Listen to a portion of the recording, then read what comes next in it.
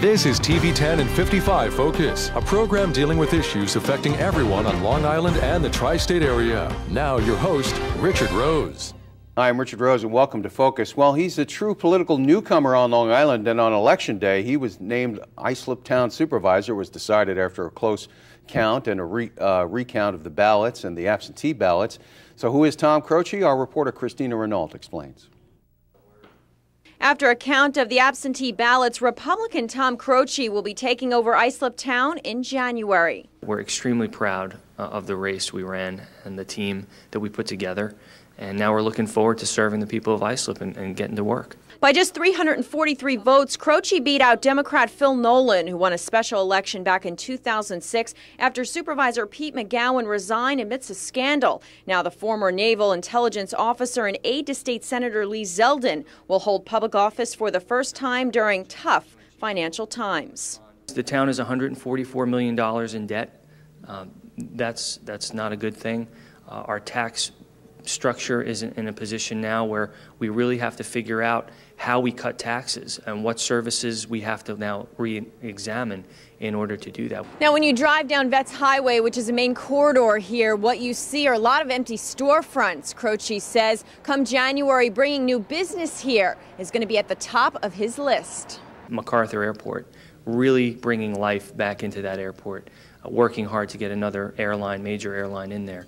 Those are challenges which I'm very excited to take on because I know that there's a lot of potential and we just need now to get good people in the positions in government to execute that. Christina Renault, TV 10 and 55 News. And with that, we'd like to welcome our guest, Tom Croci, the Islip Town Supervisor-Elect. Congratulations and welcome to the show. Thank you, and thank you for having me. And you have other titles, too. You're a Lieutenant Commander in the Naval Reserve, is that correct? That's correct, or I'm still serving in the reserve capacity. In the intelligence field? That's correct. You worked in the White House Situation Room. I have. I spent 2 years there under President Bush, ultimately as his senior duty officer in the Situation Room, working on the day-to-day flow and making sure the President and his team were informed. Yeah, it's very intriguing. It's not every day that you get somebody who's worked in the White House on intelligence, who's a town supervisor on Long Island. It seemed like voters were impressed with that. Why do you think you won on Election Day, despite the fact that you weren't, wasn't a name recognition or a lot of money that you had for your campaign? You were up against a veteran, Sure. Phil Nolan, Sure. the incumbent. You beat the Democrat, Phil Nolan. Why do you think you won?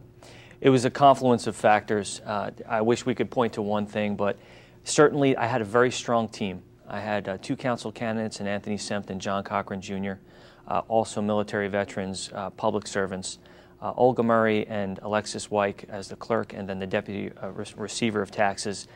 Strong public servants with ties to the community, all of us very much enthusiastic about running and being public servants in government in elected office. So we worked really, really hard, and I think it boils down to the candidates, the hard work, a terrific structure put together by our town chairman, Frank Tantone, as well as a lot of people who were dissatisfied every day going to work, knowing that things around their town weren't right.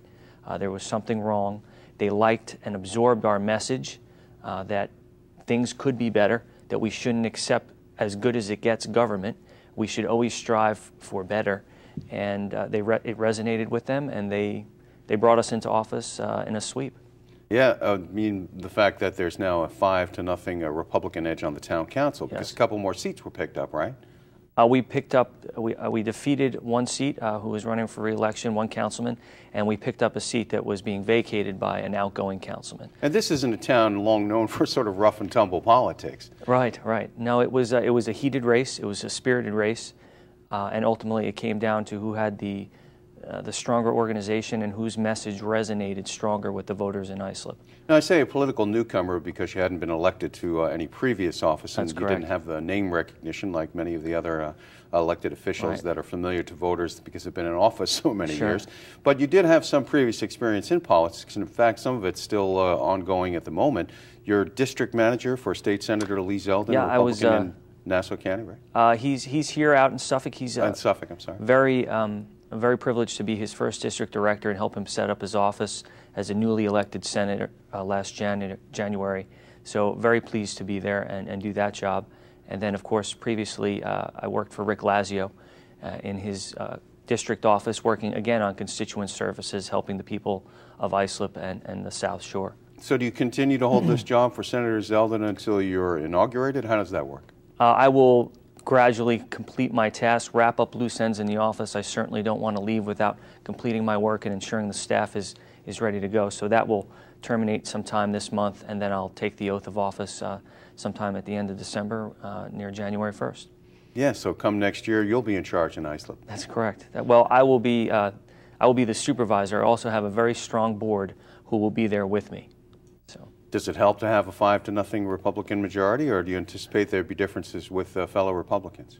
Well, I think the wonderful part about the team that we put together is philosophically we have a very strong Republican and conservative team with the Independence Party support, that our message is really cohesive. And not only that, but our policies seem to be cohesive as well. So we're going to have, of course, we welcome spirited debate. Part of the problem with government is that they stifle input sometimes from the community or from opposing parties. We welcome that, but I think we are very much aligned with the policies that we need to be implemented in the town of Islip to move forward. And we want to talk about those policies. Sure. There's a lot of divisive, controversial issues, anywhere from Sure. GPS on town vehicles to illegal apartments to property taxes Sure. and boosting the economy and the airport expansion. But before we get into that, who is Tom Croci? Give us your bio. I mean, I mentioned that you're a lieutenant commander, but you grew up in Islip. Tell us a little bit about that. I did. I grew up on the South Shore in Bohemia, where I went to Connecticut High School. My parents were teachers and then principals in the Connecticut School District. I had the great privilege of working for the town of Islip as a lifeguard, a park attendant. So I've done the very lowest of the jobs in the town of Islip, and now I've a great privilege of serving in the top spot in the town. I got the great opportunity to go to James Madison University down in Virginia, came home to law school in New York, and then pursued my dream, which was to be a naval officer, and got to work with Rick Lazio during that time period, learn how a good representative operates in government and how they can really serve the people and help people in their daily lives. Rick Lazio inspired you? He's certainly one of my mentors and an inspiration, as he is to so many residents of Islip and his congressional district. Now, you weren't just sitting in the, some windowless room in Washington in a sub-level 3 basement, as you see pictured in TV and movies all the time. You were actually out in the field, too, weren't you? I was. I'm a naval intelligence officer who had the great privilege to serve both at sea with a squadron of tactical Navy aircraft, flying on and off an aircraft carrier, supporting Operation Southern Watch in Iraq. I've served in Washington. I've served on the ground in Afghanistan. You've been to Afghanistan? I've had 2 deployments there. My last one was with a Navy SEAL team as their intelligence officer. So I've been blessed to have a full experience in the Navy as an intelligence officer. How does that help you in your job as Islip Town Supervisor, or is it just not related whatsoever? Because you're still actually active in being called upon into the reserve, right? You could be called back to duty, is that correct? In a very rare circumstance, in this way, since I've just deployed, I wouldn't be called back unless something catastrophic happened, like the events of 9/11. And in those cases, having spoken with members of Congress who are in the same position, who are members of the reserve, both congressmen and senators, they've told me the same thing. They said if that comes, if another 9/11 comes, all of us will want to be in uniform. And it's incumbent upon us to ensure, in my capacity, that I have a good deputy supervisor that could pick up the ball running. But that eventuality is remote. But also you can be eyes and ears in the town of Islip and at least be well plugged into as to any potential threats on Long Island, because we are a potential target. Sure. The New York, the United States placed all of our most vital cities in a very neat order all along the eastern seaboard of the United States within a few hundred miles of each other. So obviously New York and Long Island will always be of interest to potential terrorists. But I would say that my continued relationship in the intelligence community and my continued work there will keep me abreast to what's going on in the world and threats that related to New York. Well, we know that's on your horizon, but what's even more immediate is the fact that you'll be taking the reins as Islip Town Supervisor come January. What will Tom Croci do as your new supervisor in Islip? We'll find out when we return right here on Focus.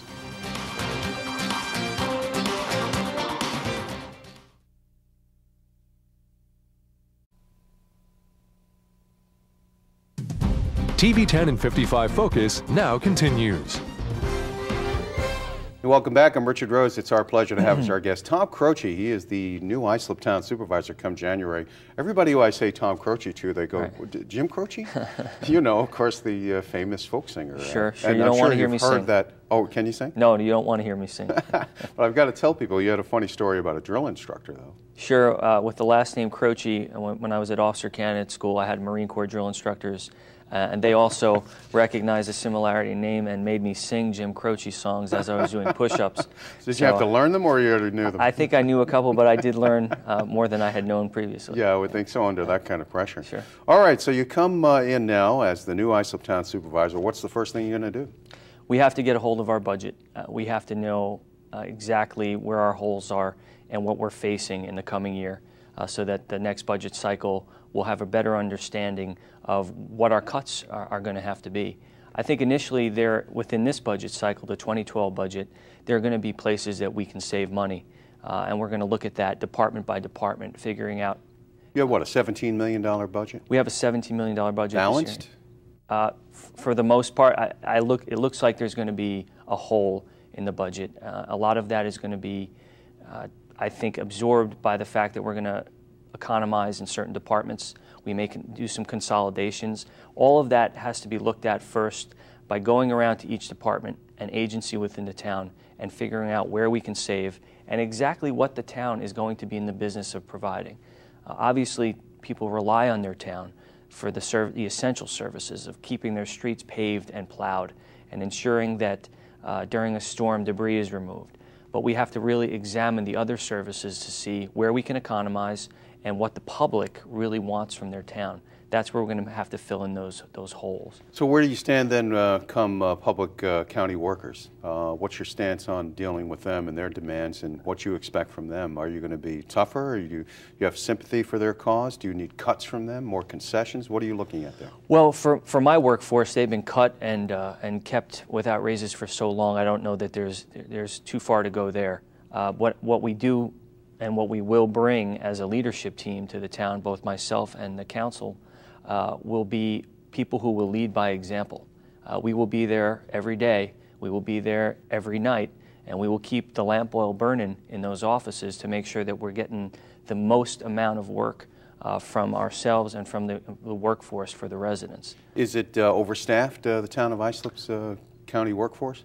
The town workforce is not overstaffed. At this point, they have, in the past 5 years, cut a number of over 300 employees, probably more if you look at all of the attrition and retirements.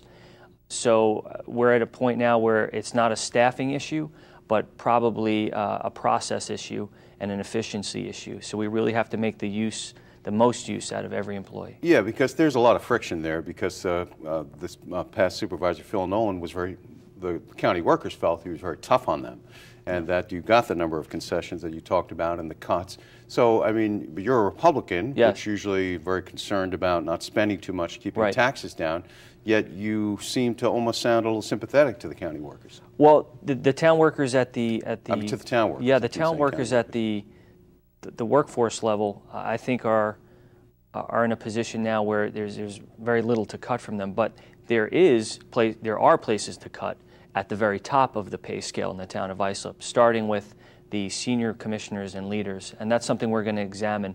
I think to lead by example, perhaps the supervisor will take a pay cut, and other key commissioners will take a pay cut. You're going to take a pay cut? Absolutely. Yeah. What do you anticipate that being cut to? I have to look at the whole salary scale, but I think that we need to scale back on a lot of the compensation in the short term until we get a good picture of where we are and what our financial health is. What is the pay of the Islip Town Supervisor? I believe currently he makes $103,900. I believe that's the figure. And you're going to take a cut in that? Well, it'll be a small cut, but there are commissioners who make far in excess of the $103,000 that the supervisor makes, which many residents find counterintuitive. Do you agree with that?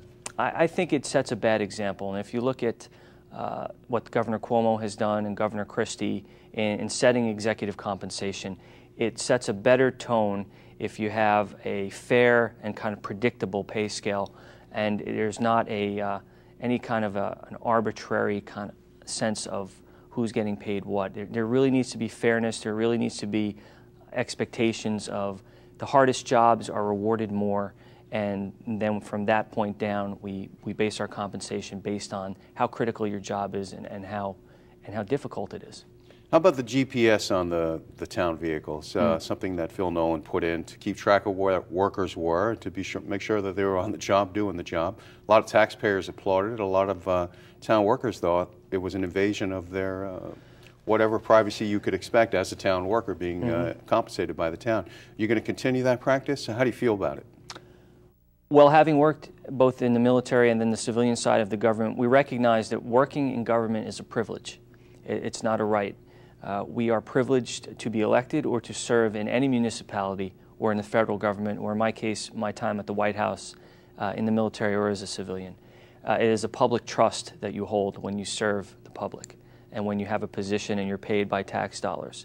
So if installing GPS, and I don't particularly have a good sense that the equipment that was installed in our vehicles was the right equipment, and perhaps we can do better with better equipment that's less intrusive and doesn't feel so burdensome.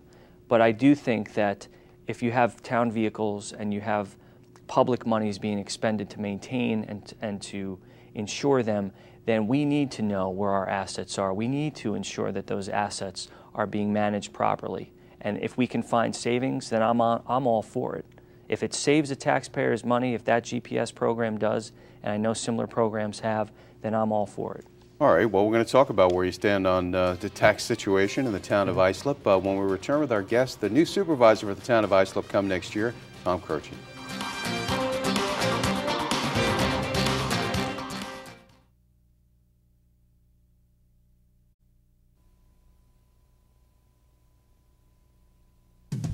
TV 10 and 55 Focus continues.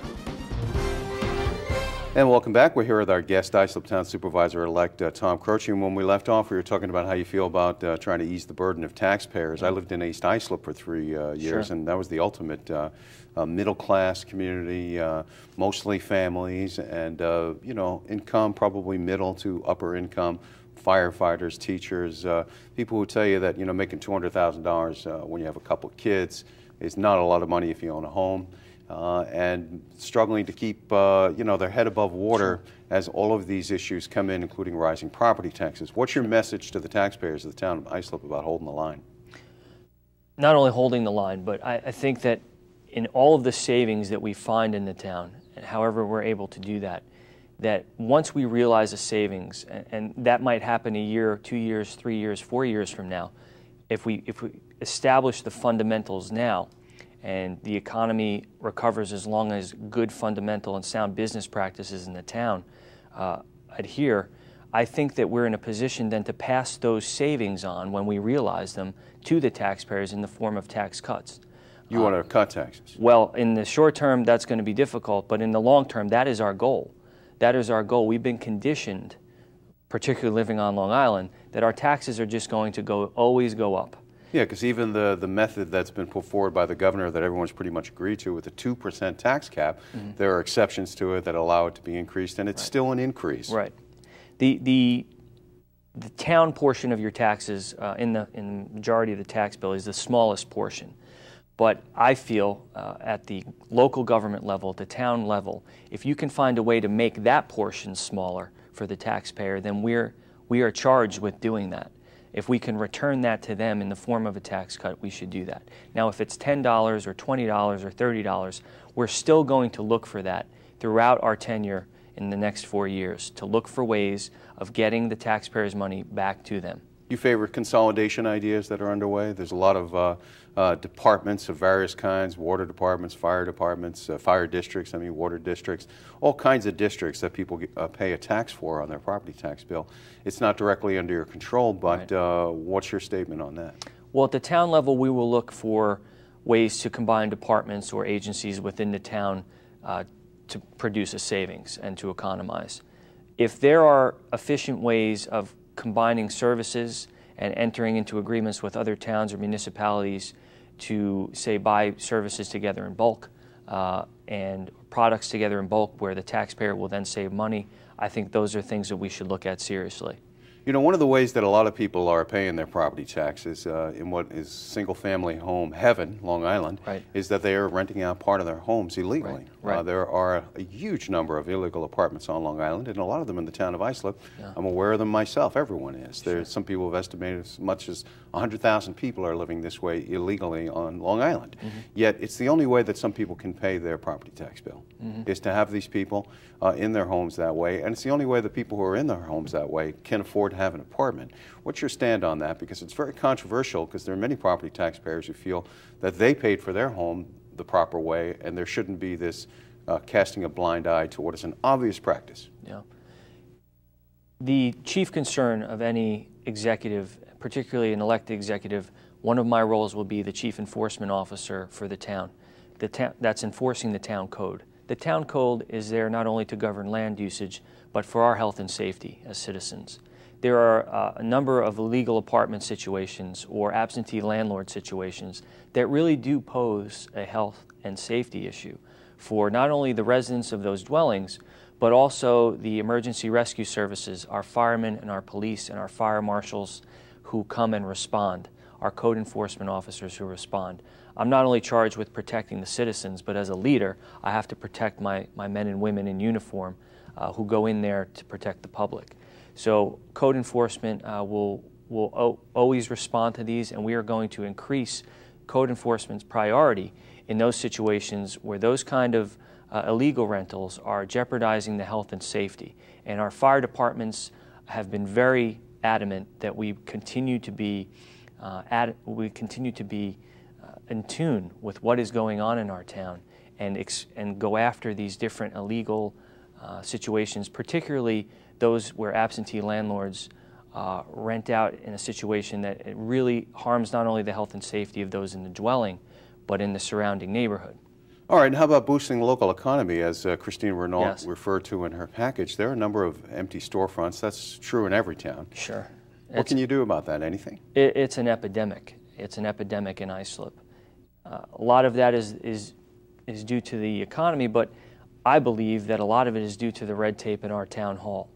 So one of my biggest challenges on day one is to look at how we approve and how we go through the planning and building process in the town of Islip.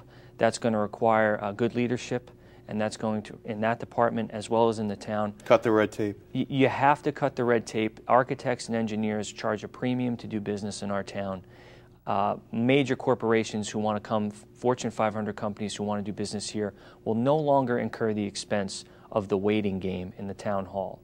So we have to examine that, and we have to make sure on day one we begin to improve that process so that we are a friendly place to do business and a cost-effective place to do business. How about the airport? A lot of people say it could be expanded, but it's been a tough sell. MacArthur Airport is a gem, and not only for the Islip economy, but for our county's economy. When that airport had 4 or 5 major airlines several years ago, there was a lot more business travel coming through. And the business travel has a collateral effect on the economy. The hotels were filled with business travelers. The restaurants were filled with people who were staying overnight and taking a flight somewhere else. The services around the airport were more engaged. The caterers who supplied food for the airport. All of those collateral businesses were doing well. We have to bring another major airline to MacArthur Airport, and we have to ensure that the businesses in the airport have the kind of traffic to keep that place alive. We need to breathe life into it again, and I believe we can do that. I'm going to work closely with the leadership of the airport to make sure that that happens. So we got about 30 seconds. What can people count on Tom Croci to stand for? We're always going to be public servants. You can always feel that in my team, in our council, in our clerk, that you have people who are there because they want to serve the public, and that we don't have anything but intentions of helping and improving life in Islip. Well, that'll have to be the last word until we see you take office in January. Again, congratulations, Tom Croci, Islip Town Supervisor-Elect. Thank you for being there. I'm Richard Rose. Be sure to join us next week for yet another edition of Focus.